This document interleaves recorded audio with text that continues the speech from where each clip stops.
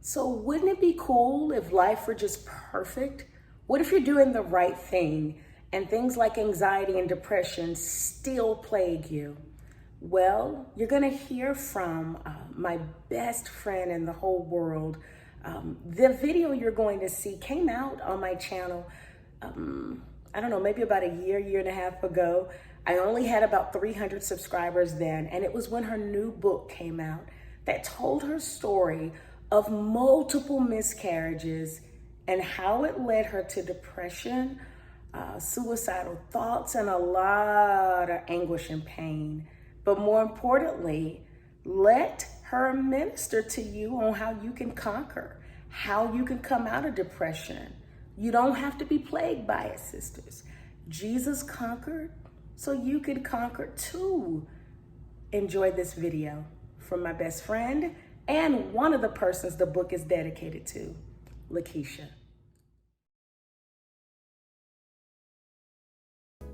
What's the title of your book? And why was it important to write a book? The title of my book is There Is No Heartbeat, From Miscarriage to Depression to Hope.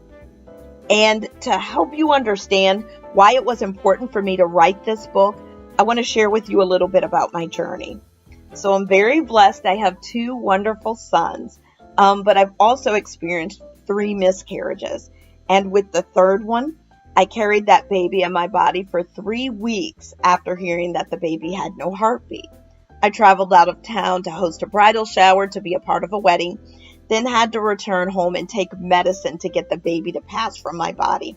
And the whole time, the prospect of surgery was looming over my head. So as you can imagine, that really weighed on me mentally. It made me feel hopeless. I experienced a lot of pain and hurt, bitterness, anger, frustration, fear. It was just a very difficult time, and it was a lot to try to process internally. So I'm dealing with all of that inside of myself. And then I have people outside of me who've learned I've had a miscarriage, that I'm grieving that entire experience. And some are making very compassionate, loving remarks, really trying to encourage me, pray for me, hold me up. Then there are others who didn't feel as encouraging or compassionate. They felt a little judgmental, said, hey, you're grieving too long, or as a Christian, you shouldn't be dealing with depression. You know, you should still be full of joy and have that joy of the Lord. And I really tried. I did. But it was a very difficult time for me, and I really had to weather that storm. And so going through that process and all that I dealt with, I felt compelled to write this book. I wrote this book for people who are dealing with grieving and are being told you're grieving for too long.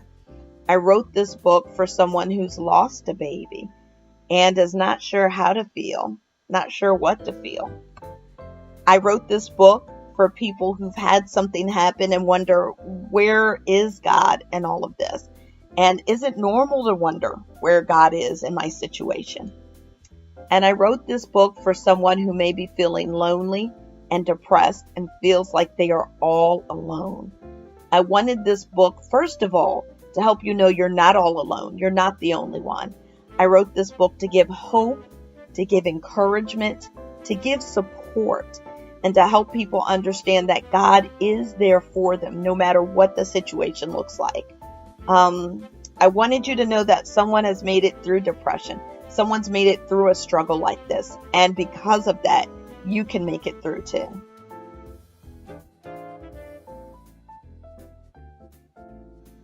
Why do you think depression and mental illness are taboo topics in the Christian world? I think that depression and mental illness are taboo topics because there are Christians who believe that experiencing either one of those things is a sign of spiritual weakness. I think there are people who believe that you only deal with depression or mental illness if you're not praying enough, or you haven't read your Bible enough, or you don't have strong enough faith in God, or you're not focused enough on your relationship with Jesus. Or maybe you have a hidden sin that you haven't confessed. And those are the things that lead you to deal with depression or mental illness. And that's wrong. I think some Christians just refuse to be vulnerable and admit, hey, we all have struggles. We all have situations we deal with, disappointments, upsets in life. I mean, that's scriptural, right? And sometimes when you have those things happen to you, it hurts. It makes you feel sad, lonely, vulnerable, exposed, depressed, frustrated, bitter. And I think when you get a group of people who refuses to admit that this is something people go through, who say we're going to turn a blind eye and pretend that this doesn't exist, or when we find out someone's dealing with it, we label them as not having enough faith or not being strong enough in their faith.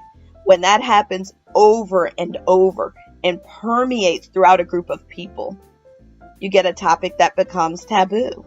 And I think that's what's happened with depression and mental illness in a lot of Christian circles.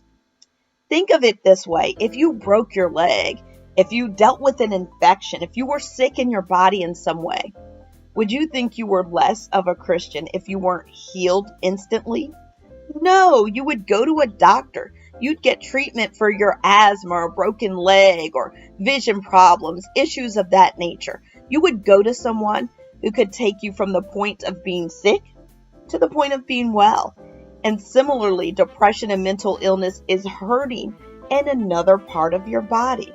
So you want to take advantage of resources that can help you go from hurting to healed, whether that's a minister or a pastor or Christian friends or a counselor, a therapist, a support group, a psychiatrist.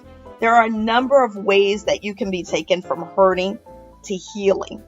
But keep this in mind. Struggling with depression and mental illness doesn't make you any less saved. It just makes you human.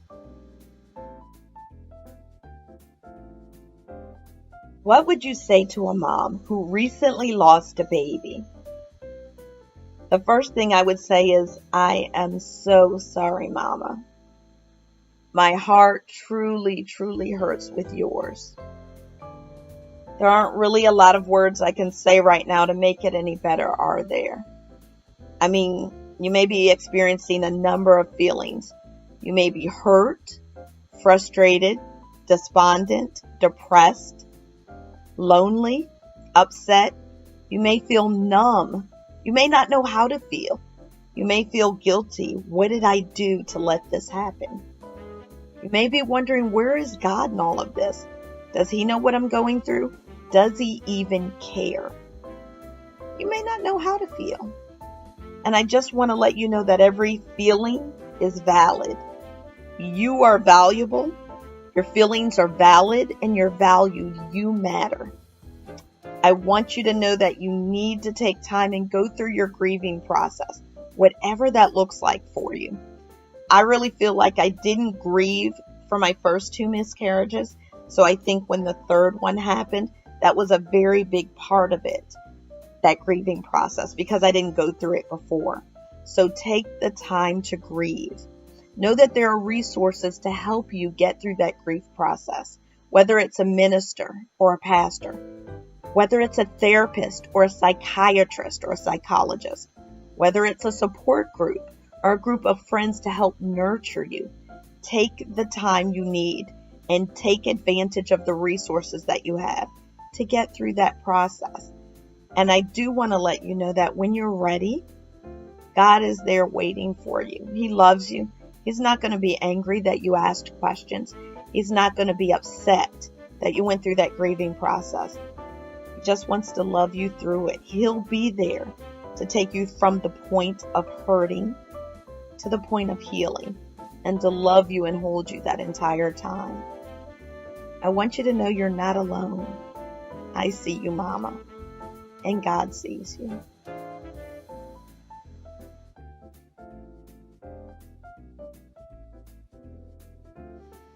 What scriptures did you meditate on during your journey? Initially, I didn't meditate on any scriptures. I was so hurt, frustrated, angry, and bitter. And I felt abandoned by God. I wondered, where was he in this situation? And why did he let me go through this traumatic experience? And so dealing with all of that, I didn't want anything to do with God at the time. I didn't want to read my Bible. I didn't want to pray. I didn't want to go to church, so I stopped. And then I found that those negative emotions began to overwhelm me. I could barely function. The depression just had me in a fog. I was constantly grieving, constantly angry, very bitter and crying. And I thought, I've got to find a way out of this. I've got to get some help to heal these mental and emotional wounds. And it was at that point I realized that I was angry with the only one who could really help me.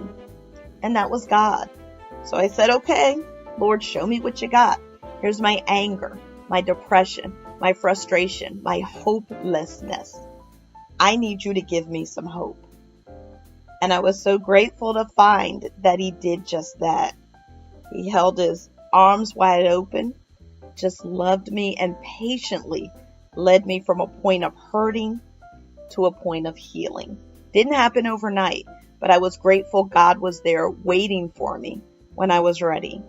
So I'm going to share with you some of the verses that helped me. It's by no means an exhaustive list, but these are some of the ones that really ministered to me. I'm going to start with Psalm 42:5, and the beginning of that says, "Why, my soul, are you downcast?" That right there spoke volumes to me, because when my grief and depression was so heavy, I would say, "Why, my soul, are you downcast?" and really try to look at what was I feeling or experiencing at that moment that made me feel so heavy with the grief and depression. And I could really focus in on that emotion and then help myself move forward from that. So that verse really helped me focus on what I was struggling with at the moment to move forward in my process. The next verse I want to share is Psalm 147:3. He heals the brokenhearted and binds up their wounds. If there are any two adjectives that could have described me during that time, they are broken and brokenhearted. I mean, I felt like my faith was shattered. I missed my baby. I missed my relationship with God because I stopped praying, stopped reading my Bible, and I needed those wounds to be bound up. So that verse really ministered to me because I said, if there's anyone who can help heal these horrible wounds that I have, it's God. The next verse I want to share is John 16:33. In the world, we're all going to struggle. We're all going to have problems, issues, things we deal with, circumstances, hurt, bitterness. But the great thing is we can be of good cheer because God's overcome the world. And that verse gave me hope. I had hope that God could actually bring me through this. And I'm going to tell you, when you're hopeless, you will cling to anything that can give you positive hope. And that verse did that for me. Little emotional because it really helped bring me out of that difficult time. Then there's the second half of Nehemiah 8:10. The joy of the Lord is your strength. Now, I didn't always feel that joy. I didn't always want to be joyful, but it just gave me hope to know that joy was there and I may be able to attain it at some point. Then there's the beginning of Psalm 17:8. Keep me as the apple of your eye. Hide me in the shadow of your wings. When I felt like the depression and grief was just oppressive, raining down upon me, I would picture in my head a wing covering me so that all those negative things would be repelled by the wing.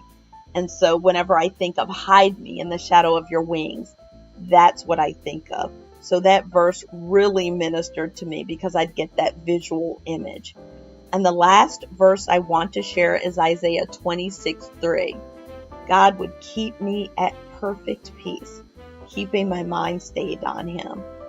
I'm going to tell you, when I was struggling with negative thoughts, anger, not knowing where to turn, I needed peace from that torment, the torment of fear and depression and anxiety. I needed peace. So even though I didn't feel it, even though I didn't see immediately how I could achieve it, that verse gave me hope that if I continued to focus on God and think on him, I would have perfect peace. So like I said, it's by no means an exhaustive list, but I hope those verses I've shared with you have encouraged you and motivated you to seek what God says in His Word to help bring you through a negative situation.